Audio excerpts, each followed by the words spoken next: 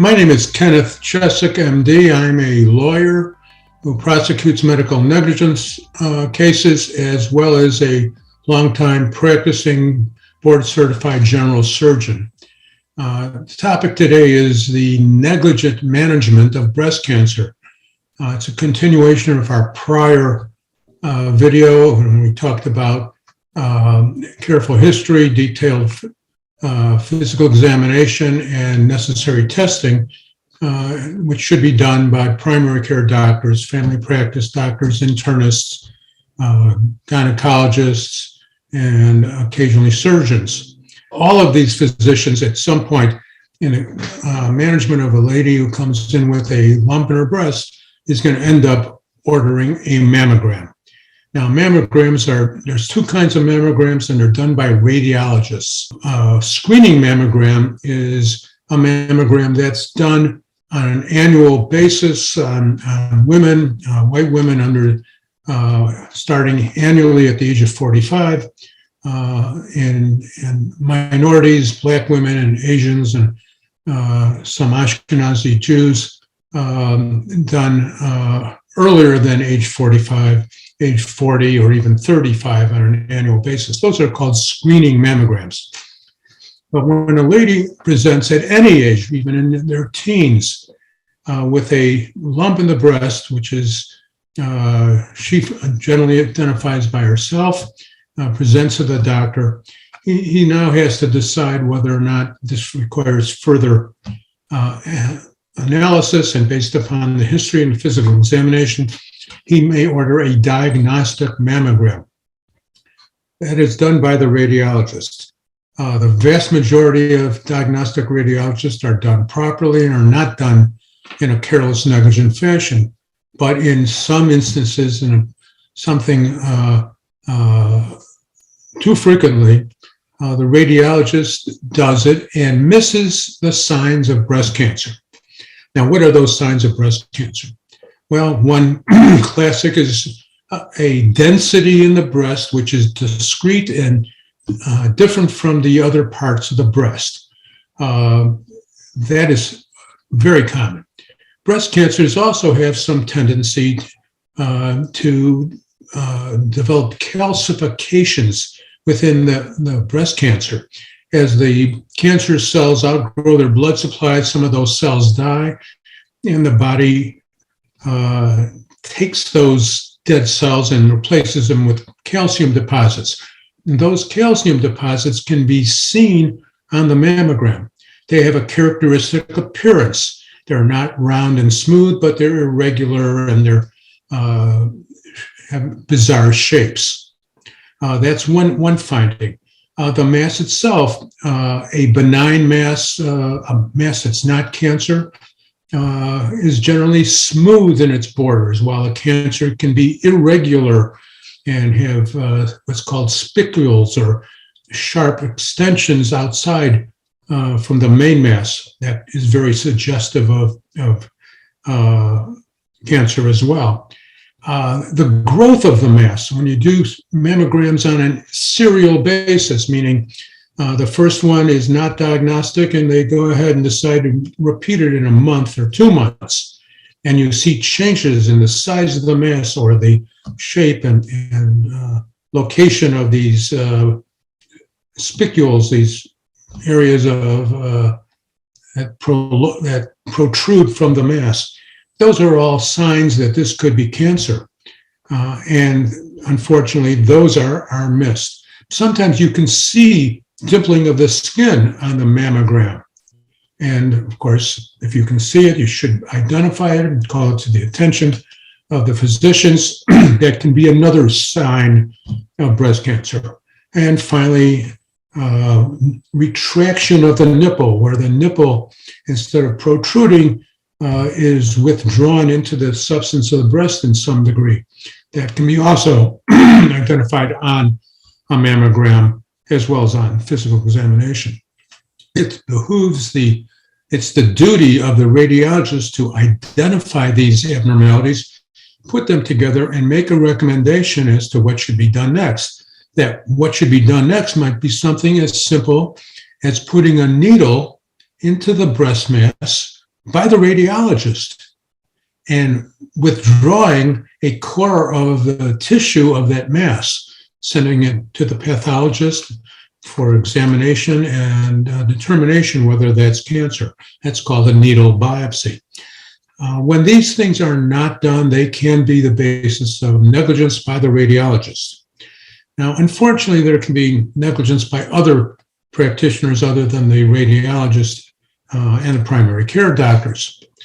The surgeon can be negligent. The surgeon has can, in fact, often does have to attempt to make a diagnosis with a needle.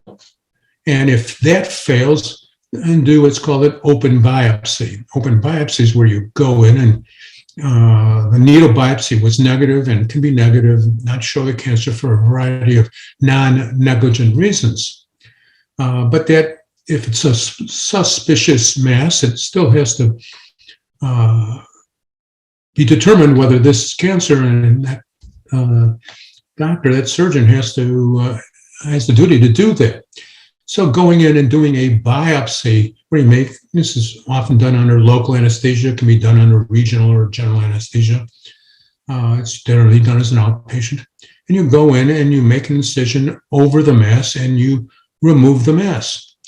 Well, that sounds pretty straightforward, but frankly, sometimes surgeons just miss the mass. They take out the wrong mass. What they mistake was the irregular breast tissue, and they remove that instead of the mass itself.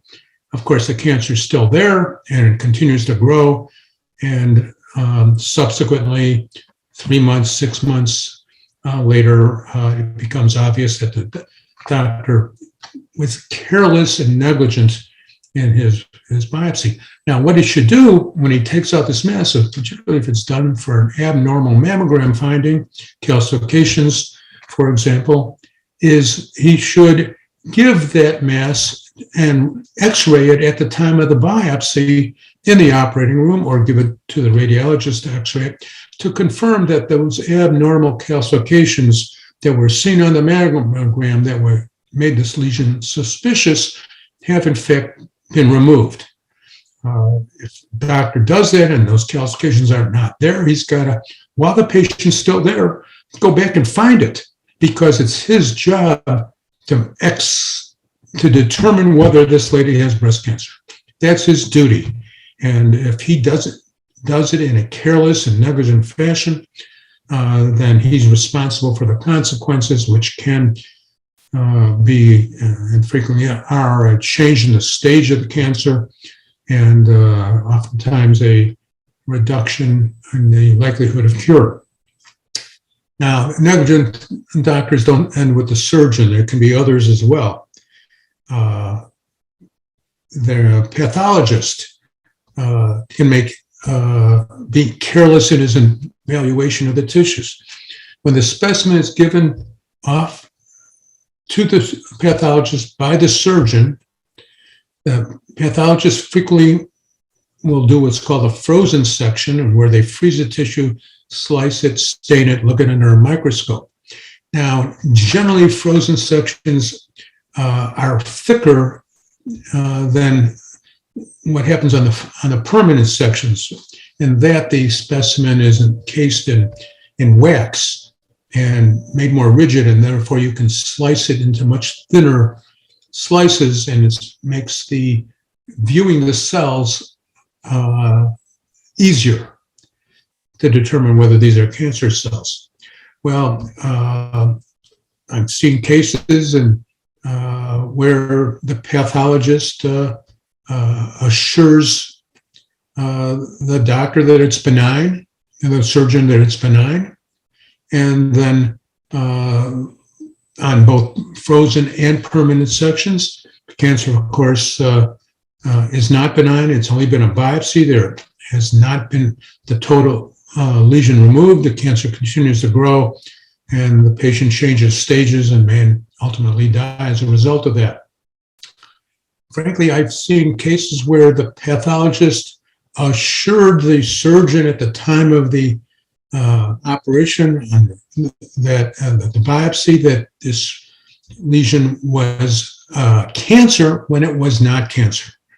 The surgeon has to rely on the pathologist to tell him that. That's not the surgeon who has the ability to look at it under the microscope and make that kind of determination. And if the pathologist says that's cancer, then the surgeon may be forced to go ahead and do a much larger breast operation.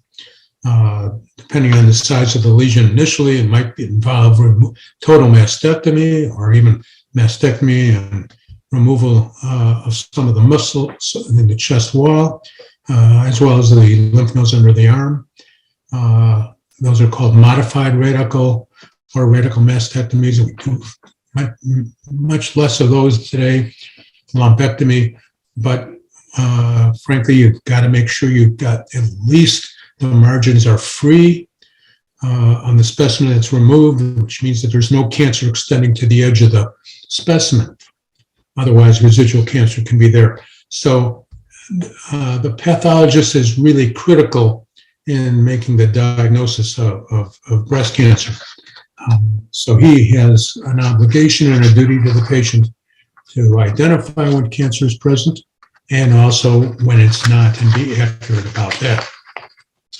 On the final sections, if the pathologist is not sure, he's looked at the slides under the microscope and he says, you know, I think this is benign or I think this is cancer, either one.